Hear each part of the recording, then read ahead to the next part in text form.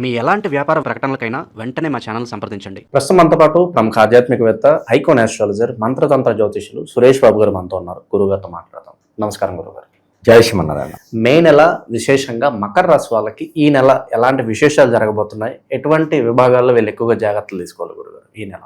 మకర రాశి వారికి గ్రహరీత్యా మనం గమనించినట్టయితే కనుక రెండో స్థానంలోనే మకర రాశి వారి రెండో స్థానంలోనే రాహు ఉండడం, మూడో స్థానంలో కుజుడితో కూడినటువంటి శని భగవానుడు ఉండడం, అలానే నాలుగో స్థానం చూసినట్టయితే కనుక రవి భగవానుడు శుక్రుడితో కలిసి ఉండడం. ఇక శుక్రుడు మారుతున్నాడు కాబట్టి ఇప్పుడు ఏప్రిల్ మాసంలోనే శుక్రుడు మారేసి ఉన్నప్పటికీ ఇక్కడ ఏమవుతుందంటే కుజుడు ఉన్నాడు. ఈ కుజుడు కూడా బుధుడితో కలిసి ఉండడం, అలానే వృషభ రాశిలో అంటే నాలుగో స్థానంలో వృషభ రాశిలో శుక్రుడు ఉండడం. 40 రోజులు వ్యవధి అంటే మే మాసం మొత్తం కూడా శుక్రుడు వృషభ రాశిలోనే ఉంటారు. కాబట్టి ఈ యొక్క గ్రహస్థితిని గమనించుకోవాలి. అలానే మిథున రాశిలో గురువు ఉండడం, సింహరాశిలో కేతు ఉండడం. ఈ యొక్క గ్రహస్థితి మొత్తం కూడా ఈ మాసం అంతా కూడా ఉంటుంది ఇలానే. కాకపోతే 14వ తారీఖు రవి భగవానుడు అయితే మారుతాడు.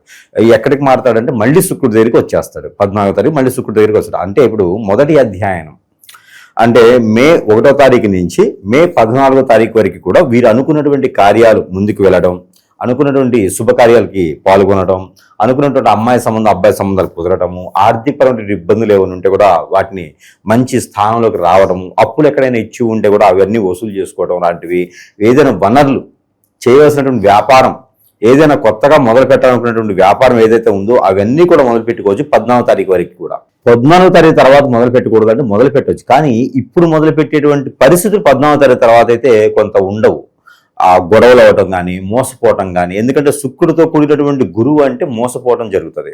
ఈ ఎవరికి మకర రాశి వారికి పెద్దగా కలిసి రాదు, అందులోనూ వృషభ రాశిలో ఉంటున్నారు కాబట్టి వీరికి పెద్దగా కలిసి వచ్చేటికి కనిపెట్టలేదు. మళ్ళీ ఎప్పటి వరకే అంటే జూన్ 15వ తారీఖు వరకు కూడా, జూన్ 15 వరకు కూడా అనుకున్న పనులు ముందుకు వెళ్ళకపోవడం కానివ్వండి, ఏ పని అనుకుని వెనక్కి రావడం కానివ్వండి, ఎంత డబ్బులు ఇచ్చినా కూడా వాళ్ళు మోసం చేయడం కానివ్వండి, అట్లా ఉంటుందన్నమాట. కాబట్టి 15వ తారీఖు 14వ తారీఖు లోపు అయితే కనుక వీరు అనుకున్నటువంటి కార్యాలకు ముందెళ్ళొచ్చు. విదేశీయానం ఎవరైనా మకర రాశి వారు వెళ్ళాలి అనుకుంటే కనుక ఈ 14వ తారీఖులో ప్రయత్నం చేస్తే ఖచ్చితంగా రానున్నటువంటి అక్టోబర్ మాసాల్లో విదేశీయానం కూడా వెళ్ళేటువంటి అవకాశం అయితే ఖచ్చితంగా కనిపిస్తుంది మకర రాశి వారికి. ఇక రాజకీయ రంగంలో ఎవరైనా అడుగు పెట్టాలన్నా, సినీ రంగంలో ఎవరైనా అడుగు పెట్టాలన్నా కూడా, ఇంకా ఫ్యాషన్ డిజైనర్ కానీ, బొటిక్ లాంటి రంగాల్లో కూడా వీరు రాణించేదానికి కనిపిస్తుంది. సెల్యూన్స్, బ్యూటీ పార్లర్ లాంటి వాటిలో కూడా వీరు రాణించేందుకు కనిపిస్తుంది. కాబట్టి అలాంటి రంగాల్లో అడుగు పెట్టాలి. పార్ట్నర్షిప్ వ్యాపారాలు అయితే పనికిరావు కాబట్టి దానికి తగ్గట్టుగా ఉండాలి. ఇక భార్యాభర్తల మధ్యన గొడవలు ఏదన్నా ఉంటే కనుక 15వ తారీఖు లోపు, ఏది మే 15వ తారీఖు లోపు కనుక వీరు ఇరువురు కూడా మాట్లాడుకుంటే కనుక సమస్య సానుకూల పడేటువంటి అవకాశం అయితే మెండుగా ఉంది. భార్యాభర్తల మధ్యన గొడవ అయ్యి విడిపోయి కోర్టు మెట్ల వరకు వెళ్ళినటువంటి విషయాలు ఏవైతే ఉన్నాయో అవన్నీ సానుకూల పడాలంటే కనుక మనకి కుంకుమ పువ్వు ఉంటుంది, సాఫ్రాన్. ఈ కుంకుమ పువ్వుని తీసుకొని వచ్చి వారి యొక్క భార్య దూరం అయితే భార్య, భర్త దూరం అయితే భర్త, వారి యొక్క ఫోటో ఉంటుంది కదా ప్రతిమం, ఒక A4లో 6 సైజ్ కానీ 4 సైజ్ కానీ ఫోటో ఉంటుంది, 4x6 ఫోటో ఎట్లా ఉంటుంది. ఆ ఫోటో తీసుకొచ్చేసి ఆ కుంకుమ పువ్వుని పాలలో కలపాలి.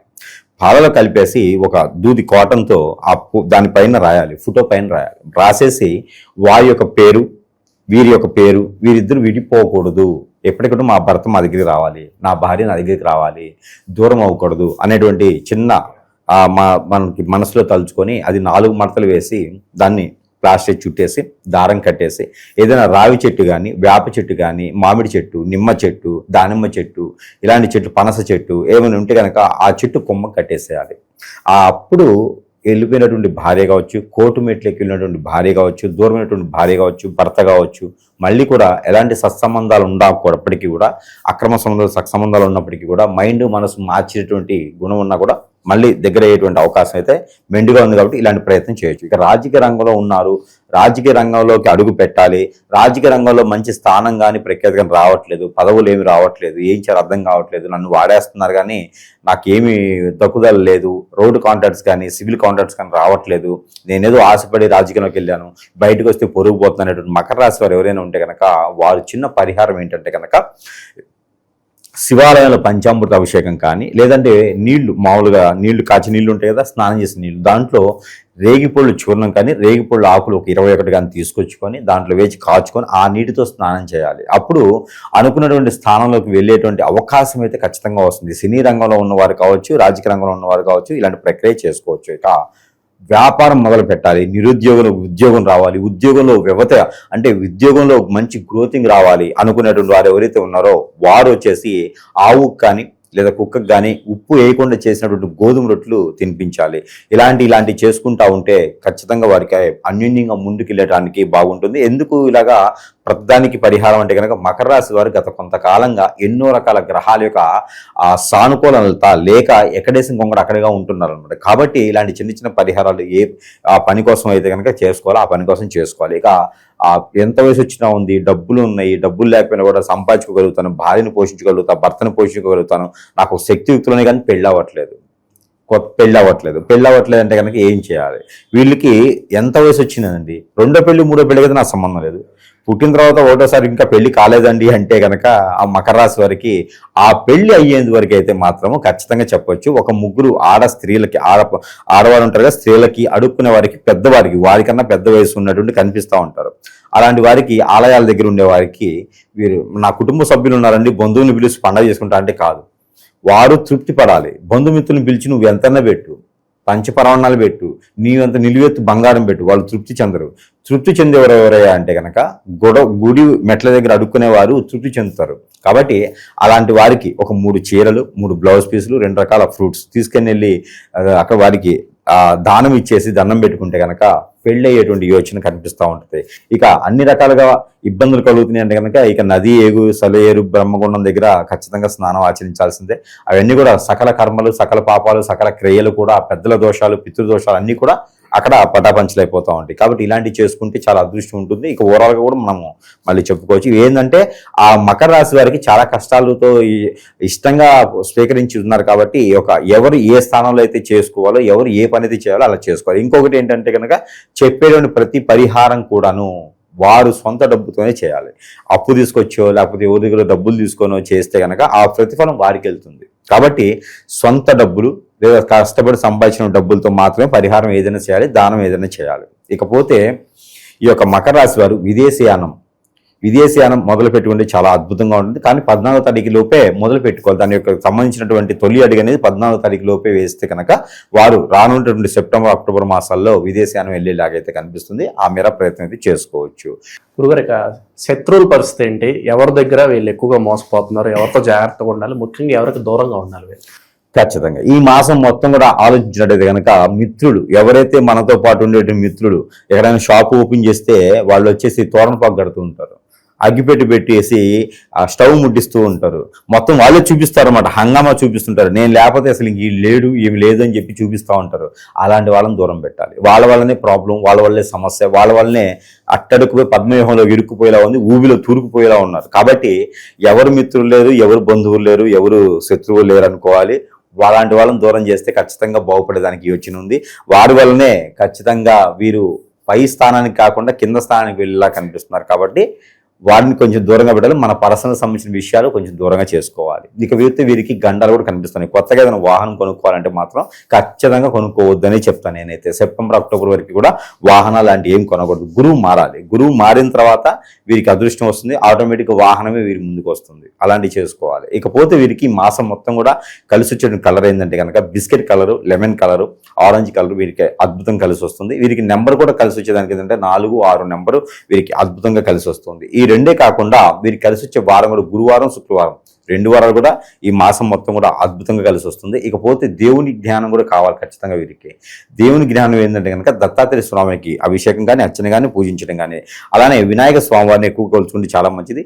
ఆ గణపతి గారిని కనుక పొట్టు వస్త్రాలు సమర్పించుకొని అక్కడ అభిషేక అర్చనలు చేయించుకోవచ్చు. నారికేళంలో 5 సమర్పించుకోవచ్చు. అలానే హనుమాన్ మందిరంలో సింధూరం ఇవ్వచ్చు. అలానే హనుమాన్ మందిరంలో నువ్వుల నూనె ఇవ్వచ్చు. మంగళవారం కానీ, శనివారం కానీ ఇవ్వచ్చు. దాని తర్వాత ఆకు పూజ చేయించుకోవచ్చు. ఇలాంటివన్నీ చేసుకోవడం ద్వారా ఈ మాసం మొత్తం కూడా వీరు అద్భుతంగా ముందుకు వెళ్ళేదానికి ఎలాంటి ఆటంకాలు కానీ, విఘ్నాలు కానీ తొలగకుండా ఉండేదానికైతే ఆస్కారం ఎక్కువ కనిపిస్తుంది. కాబట్టి అలాంటి ప్రయత్నం చేసి అదృష్టవంతులు అయ్యేదానికైతే అవకాశం ఉంది. ఇక పరిహారాల విషయానికి వస్తే ఎలాంటి పరిహారాలు చేస్తే బాగుంటుంది? ఎక్కువ ఎవరిని ఆరాధించాలి వీళ్ళు? అలానే మనకి పరిహారాల కన్నా కూడా ముందు ముఖ్యమైనటువంటి విషయం ఏంటంటే కనుక ప్రతి ఒక్క విషయం కూడా జాతకంలోనో, దశ అంతర్దశలోనో, గోచార ప్రకారంగానో, నవాంశలోనో ఇవన్నీ కూడా కొన్ని తెలియవండి. జాతకం ఉంటుంది. జాతకం ఏం చెప్తుందంటే నువ్వేం చేస్తే బాగుంటుంది, ఏం చేయాలని తెలుస్తుంది. మనకున్న సమస్య పోగొట్టదు. దానికి ప్రత్యామ్నాయంగా ఈ పరిహారం చేసుకోండి ఇట్లా ఉంటుందని చెప్తారు అంతే. ఇక్కడ ఈ రోజుల్లో మనకు ఉన్నటువంటి సమాజం ఏంటంటే భార్యాభర్తల మధ్యన విభేదాలు, విడిపోవటం, సంసారాలను నిప్పులు పోయటం, ఇవన్నీ కూడా మూడవ వ్యక్తి రావడం ద్వారా జరుగుతుంది. దీంతోపాటు పిల్లలు మాట వినకపోవటం, ఎవరితో పడితే వారితో సంబంధాలు పెట్టుకోవటం, ఇవన్నీ చాలా జరుగుతున్నాయి సమాజంలో. ఎన్ని కేసులు వస్తున్నాయి. ఇవన్నీ కూడా జాతకంలో రావండి, జాతకంలో ఉండవు. ఇవన్నీ కూడా హిప్నాటిజం, బ్లాక్ మ్యాజిక్, వశీకరణం, భాగలముఖి, భానుమతి, ఏక్షిని, రూమావతి, ధూపావతి, అలానే స్పిరిట్, మందు పెట్టడం, ఇలాంటివి ఇంకా చాలా రకాలు ఉన్నాయి. ఇంకా ఎన్నో రకాలు ఉన్నాయి. ఇవన్నీ కలిగి మనకు తెలియదండి. మన మీద కన్నేసిన వాళ్ళు, మన పిల్లల మీద కన్నేసిన వాళ్ళు, మన భార్య మీద భర్త మీద కన్నేసిన వాళ్ళు చేయించేటువంటి క్రియలు ఉంటాయి. ఈ రోజుల్లో గాలి పనికిమాలిన వాళ్ళు, అవ్వార రంగాల్లో చాలామంది ఉన్నారు. వీళ్ళంతా కూడా ఎదుటి వాళ్ళ కళ్ళలో నిప్పులు పోయేదానికి, సంసారం నిప్పులు పోసేదానికే సిద్ధంగా ఉన్నారు. అలాంటి మనం గ్రహించుకోవాలి. మనకు ఉండే సిమ్టమ్స్ కూడా చాలా రకాలు ఉంటాయండి. ఏంటంటే ఆకలి అవ్వదు, నిద్ర పట్టదు, ఆందోళన, చికాకు, కోపము, చిరాకు, ఒక పని ముందుకు వెళ్ళదు, అష్టదిబ్బందన అయిపోతుంది. ఇంకా జీవితంలో ఎందుకు రావు జీవితం, ఒంటరి అయిపోవటం, సూసైడ్ లాంటి నెగిటివ్ థాట్స్ రావడం, ఇవన్నీ ఏర్పడుతూ ఉంటాయి. ఇవన్నీ జాతకాల్లో రావు. ప్రతి ఒక్కరు గ్రహించుకోవాలి.